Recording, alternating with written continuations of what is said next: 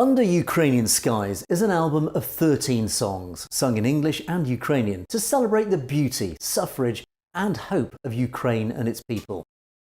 At the time of speaking, Putin's war against Ukraine continues, though with setbacks on both sides.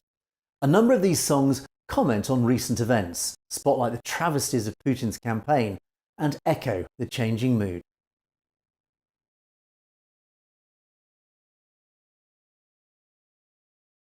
My original Ukraine album, For Julia and Ukraine, was written from the 22nd of February 2022 until its release on the 29th of September 2022. The events of the war dictated what I wrote. However, I woke up one morning in early November 2022 following several significantly successful Ukrainian military events, and I realised that the lyrics I'd written were a kind of history of the war in verse. Moving forward, I wanted to write more lyrics to comment on what was happening in Ukraine more or less contemporaneously. Today, Putin is losing his grip and Russians are losing ground to the Ukrainian troops. There's a real sense that Putin will not get his way. Ukraine is primarily supported by the USA, UK, Germany and other NATO states, and is presided over by a savvy Ukrainian leader, Volodymyr Zelensky. There's also a small but growing awareness of the truth about this war within Russian society. So for now, we see that Ukraine can stand alone with support from its friends. Between writing the lyrics, song rationales, creating song compositions with my musical director Pete Diamond, I chose the types of singers and suggested the style of music production. On the 14th of May 2022, the Ukrainian Kalush Orchestra won the Eurovision Song Contest. However, the Eurovision organisers felt that the event couldn't be held in Kyiv for safety and security reasons. Thus, as the UK song came second, the UK and Liverpool were nominated to host the competition.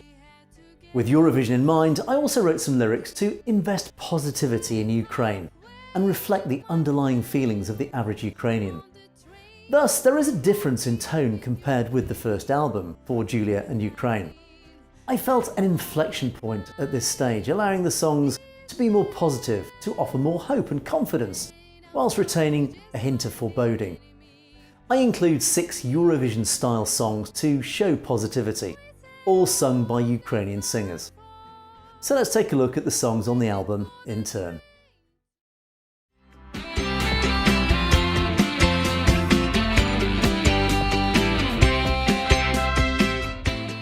Under Ukrainian Skies is the album opener and title track.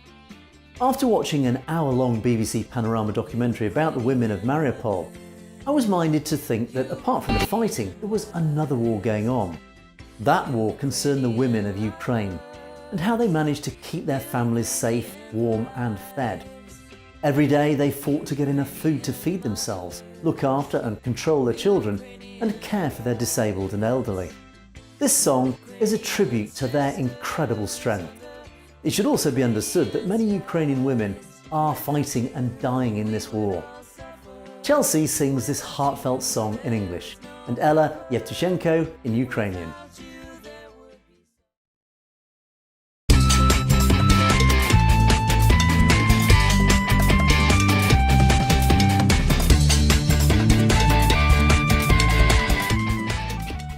It's Alright has a positive sentiment.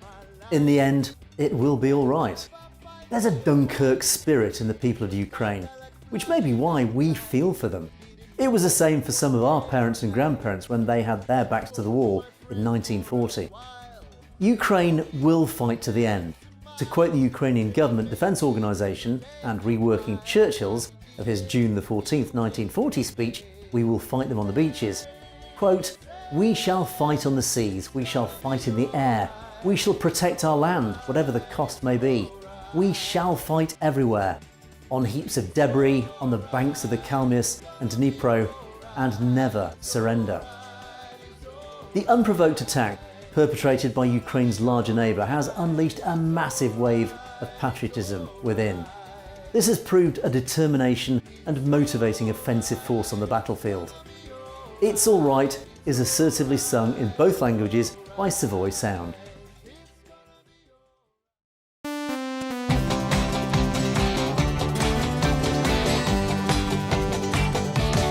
Fantasy is a pushback. Putin still thinks that Ukraine is part of a greater Russia and doesn't understand or accept that Ukraine looks towards Europe for its future. As Orlando Figgis, British historian and writer, wrote in The Spectator, Putin aims to destroy Ukraine as a sovereign nation and restore it as a vassal of historic Russia. His twisted vision of the family of peoples living in the lands of Russia, Ukraine and Belarus in the time of Kievan Rus in the first millennium. Putin's war is a war over history, but his history is fantasy. This song, Fantasy, is sung in both languages by Olaya. From within, fantasy, fantasy. What else can...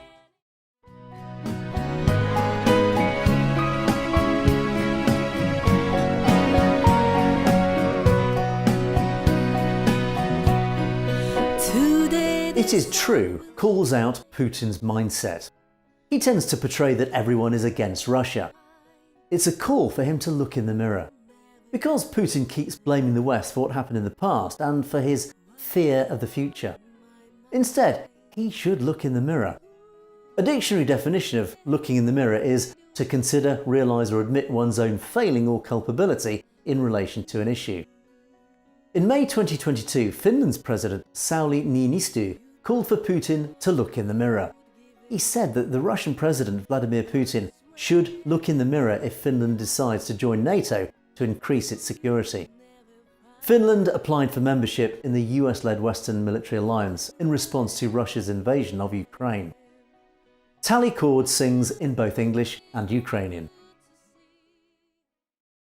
I can feel the heat from under my feet. I can smell the smoke causing me to choke. I can see the flames disguising your cheating claims.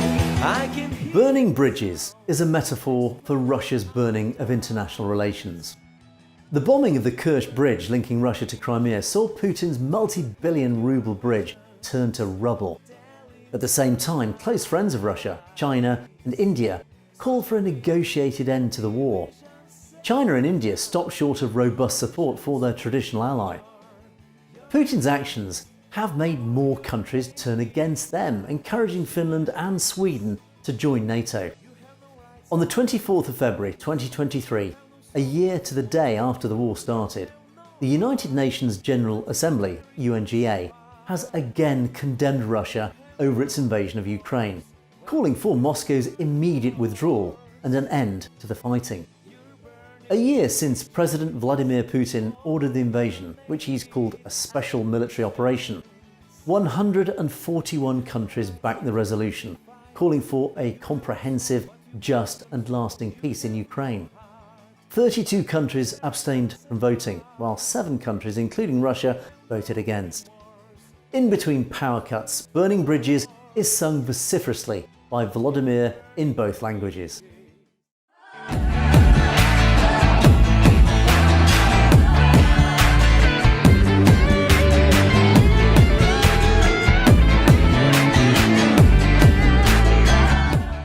Kraken celebrates the Kraken Regiment, a Ukrainian military volunteer unit, part of the Spetsnaz units of the main Directorate of Intelligence of Ukraine. The unit is named after the mythical sea creature Kraken.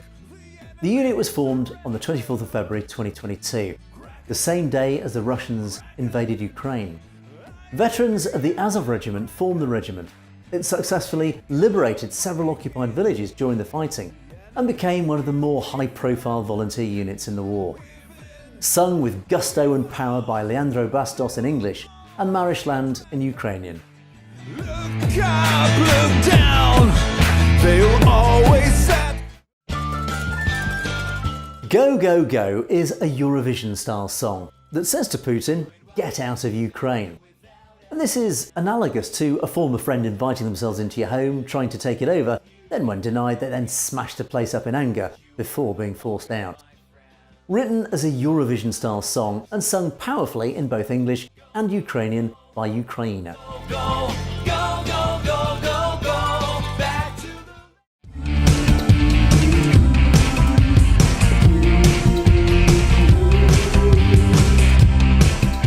Kherson follows someone born in Kherson in 1952 and who lived through all the Soviet invasions of Eastern Europe, with Russia being the big player, from World War II onwards.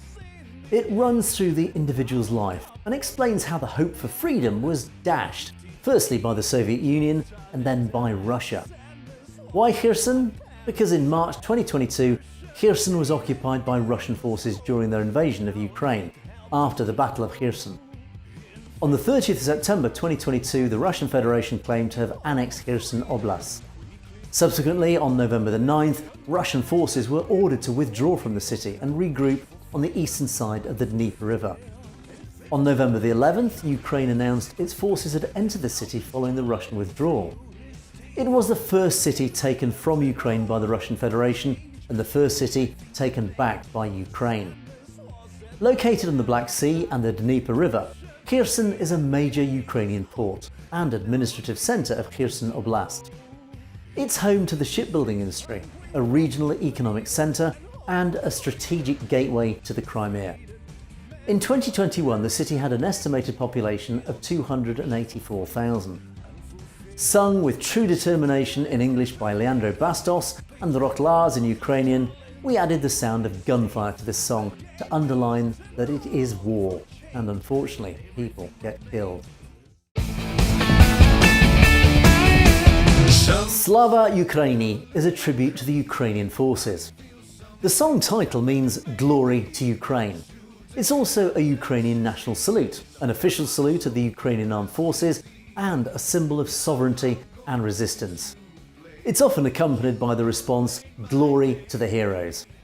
Slava Ukraini is written for the Ukrainian forces who pushed the Russians back in territories many thought would be lost in the war.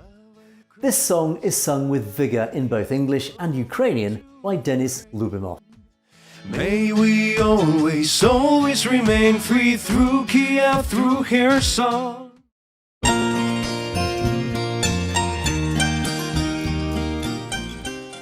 Cold, Cold Heart shows how the war impacts ordinary people, depriving people of heat, light, water and food. It's about the missile attacks on Ukraine, where millions face power cuts in freezing weather due to the Russian onslaught. It opines that people are dying while others live in freezing squalor because of the damage missiles are doing to their towns, homes, workplaces and infrastructure. In winter, temperatures typically drop as low as -20 degrees Celsius. The chorus calls out Putin's reign of terror. You've got a cold heart from a cold mind. You have a cold soul. You're not just deaf, you're blind. Strikes on critical facilities affect all Ukrainians. Across Ukraine, missile and drone strikes continue to leave millions without electricity, heating or water. Many believe Russia's attacks on Ukrainian energy infrastructure amount to genocide, a war crime. The term genocide refers to an effort to wipe out a group of people. Russia denies having any such aim, yet Ukrainian people will tolerate this to be free, and no bombs will change that. This song has a folksy and intuitive, with an emotional banjo accompaniment within the song. The vocals, sung in English and Ukrainian, is by Tally Cord.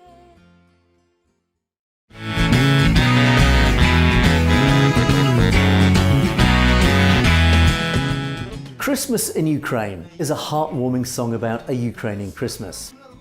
While there are hints of war, it's more about family. Its themes are love, hope and forgiveness.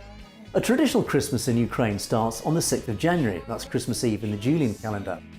However, as that date is also associated with the Russian calendar, more and more Ukrainians are choosing to celebrate Christmas on the 25th of December, following the Gregorian calendar.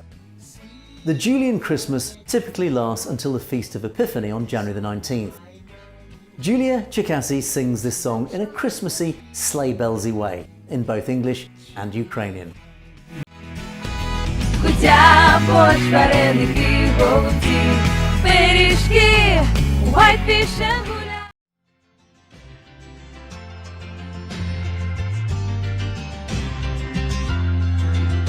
A New Year's resolution rounds up the year, which has been hell for Ukrainians. The word resolution in the title is not about a resolution to cut something out, except Russia, such as going on a diet, losing weight or ceasing drinking, but a call to stop the war, which would be a resolution of the war. It's about seeking hope, a better future. watching your children and grandchildren grow up, and for everyone to live a better life. It's thoughtfully sung in English and Ukrainian by Max Ravan.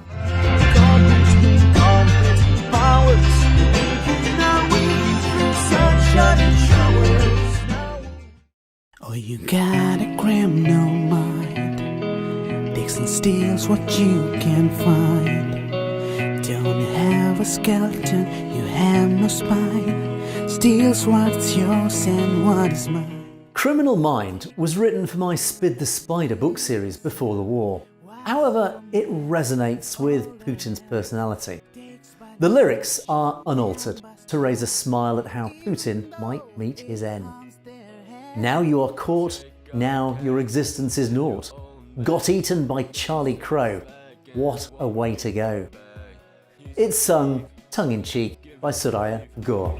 You're a toad, you broke the code. Yeah, no one likes you, they're so insightful. You're a shallow, shifty and spiteful. You're a rifle. There are limitations to being a military power. 2023 will bring peace and a new beginning for Ukraine and Julia.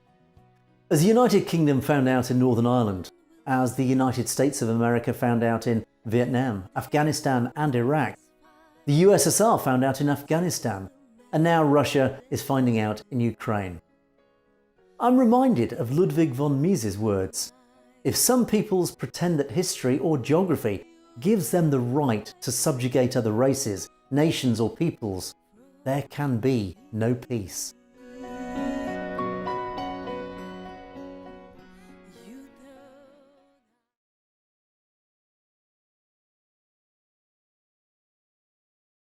Rightly or wrongly, it depends on what you believe, Russia has always wanted a buffer zone between their country and NATO. What would Washington do if communists were on their borders or in their backyard? Too late, they've done it. Here are a few ways the US dealt with hostile communist governments.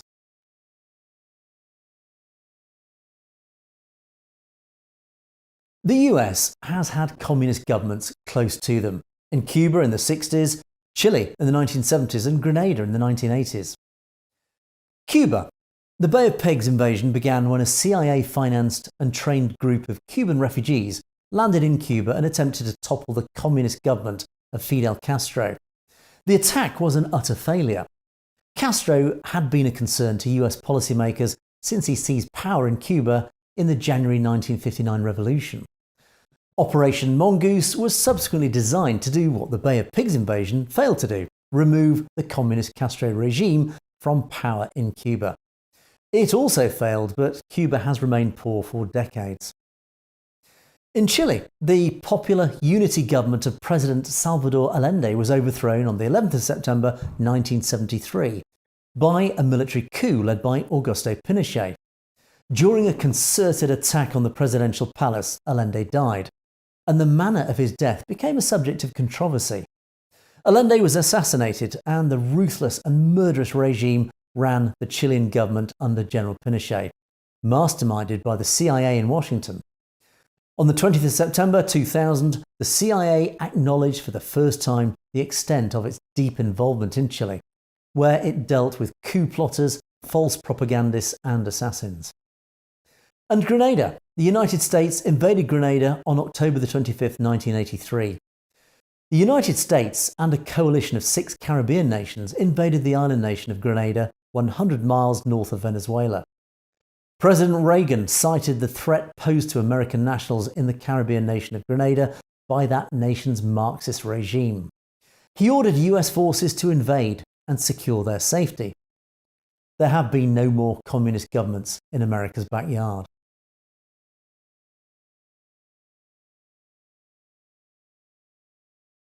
We know that Kaliningrad is an oblast of Russia, an administrative division or region in Russia and the former Soviet Union. And just as the United Kingdom has the Falklands, Russia has Kaliningrad. Russia also controls Belarus, and one reason it tried to bully and invade Ukraine is allegedly to keep NATO away from Russian borders. They also want Georgia to the south to be neutral too. As Turkey is a NATO nation, this would form part of the buffer zone. Between Kaliningrad and Belarus, at the western end of Russia, is a 65-mile gap, the Suwalki Gap. In the possibility of Russia invading the Suwalki Gap, Lithuania, Latvia and Estonia, NATO states, would be surrounded by the Russian military. Russia wants security. Putin has always said that NATO is encroaching on the Russian state and doesn't want NATO to be on its borders. The United States knows this and has the same anxieties in its own backyard, in reverse, as discussed before. It seems that so many deaths and lifelong injuries are sustained because of the intransigence of both sides. People in the middle are harmed and emotionally scarred for generations. Here's what a neutral and buffer zone would look like. Why add Georgia to the south? Because Turkey is just south of Georgia and is a NATO state. Georgia is a buffer against NATO in the south.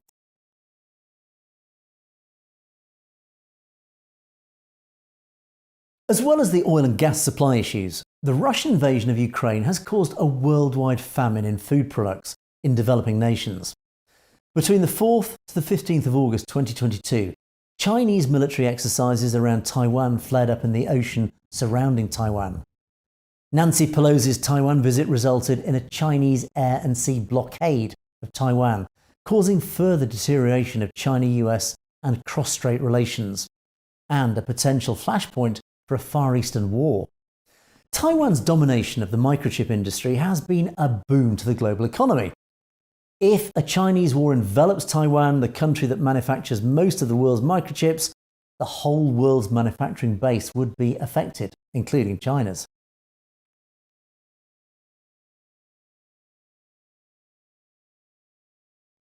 Nothing of the following justifies Putin's war, but as a historical byproduct of the situation, it's always useful to see it in a historical context. Robert Kagan spelled out the neocon case for NATO enlargement in April 2006. As he stated, might not the successful liberalisation of Ukraine, urged and supported by the Western democracies, be but the prelude to the incorporation of that nation into NATO and the European Union? In short, the expansion of Western liberal hegemony. After the fall of the Soviet Union, both the US and Russia should have sought a neutral Ukraine as a prudent buffer and safety valve. Kagan acknowledged the dire implication of NATO enlargement. He quotes one expert as saying, "The Kremlin is getting ready for the battle for Ukraine in all seriousness." Jeffrey David Sachs, an American economist, academic, public policy analyst, and former director of the Earth Institute at Columbia University, has also written that the neocons championed NATO enlargement to Ukraine, even before it became official US policy under George W. Bush Jr. in 2008. They viewed Ukraine's NATO membership as key to US regional and global dominance. Says Sachs, "If we think we're safe now with American President Joe Biden as president, we would be mistaken. Biden should have taken steps to rid his administration of the neocon influence. The Biden administration is packed with the same neocons who championed the US wars of choice in Serbia 1999, Afghanistan 2001, Iraq 2003, Syria 2011, Libya 2011, and who did so much to provoke Russia's invasion of Ukraine." Instead, the neocons wanted US hegemony, while the Russians battled partly in defence and partly out of their imperial pretensions. Joe Biden was vice president in 2011. According to General Wesley Clark, Supreme Allied Commander Europe, United States Southern Command, Paul Wolfowitz was responsible for the US defence planning guidance, made clear to Clark in May 1991 that the US would lead regime change operations in Iraq, Syria and other former Soviet allies. According to Carnegie Endowment for International Peace, a non-profit, non-partisan international affairs think tank headquartered in Washington, D.C., US policy towards Russia has primarily ignored such crucial factors as Russia's history, culture, geography, and security requirements. Here's a quote from ex-Secretary General Lord George Robertson in March 2022, giving evidence to the Commons Defence Select Committee. "I wonder whether or not this is a radical thought for me to give you. Did we goad him, Putin, into doing it? Was he assembling the troops around Ukraine to harvest some security guarantees, but at the end of the day felt that his credibility would be diminished if he didn't actually invade?" So there's quite a bit of evidence that the West, mainly the USA, actually, at best, sleptwalked into this war, with Putin angrily reacting to this NATO enlargement and encroachment. Did we give Putin the ammunition to shoot his way out of NATO encroachment?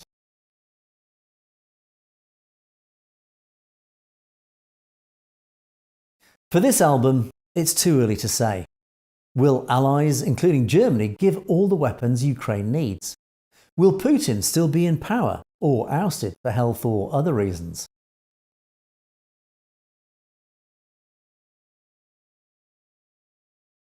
The probable fate of Ukraine is in the hands of the United States, not Russia. Can the Democrats beat off Trumpism? Can the Republicans beat off Trumpism? Will the new administration continue the same financial support or lower its commitment?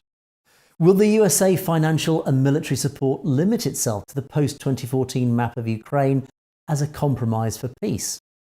This is the most significant factor in how the war in Ukraine will be settled. At this moment, no one knows. We hope for a speedy, fair and just settlement to allow Ukraine to prosper.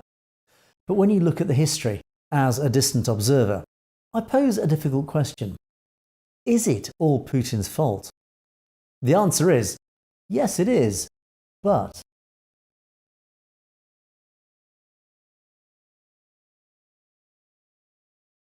Several times, Putin has threatened to use nuclear weapons to halt a NATO attack in whatever form it sees as threatening. However, recent research suggests that it only takes 100 nuclear weapons to wreak global devastation. There are about 13,000 nuclear warheads in the world. Roughly 1/3 are operational, a third's either in reserve or under upgrade and repair, and a third is to add threat, even though they may actually never work. But that means at any time, a minimum of 40 times the amount needed to destroy the Earth is available. 40 times the amount to destroy the planet can be available if the first wave doesn't work, and then the last 40 times what's needed to destroy the world. To quote the great Gordon Lightfoot, too late for praying. And my eyes well up when listening to this. Joshua Pearce and David Denkenberger argue that 100 nuclear weapons are the pragmatic limit for any country to have in its arsenal. Any aggressor nation unleashing more than 100 nuclear weapons could ultimately devastate its own society.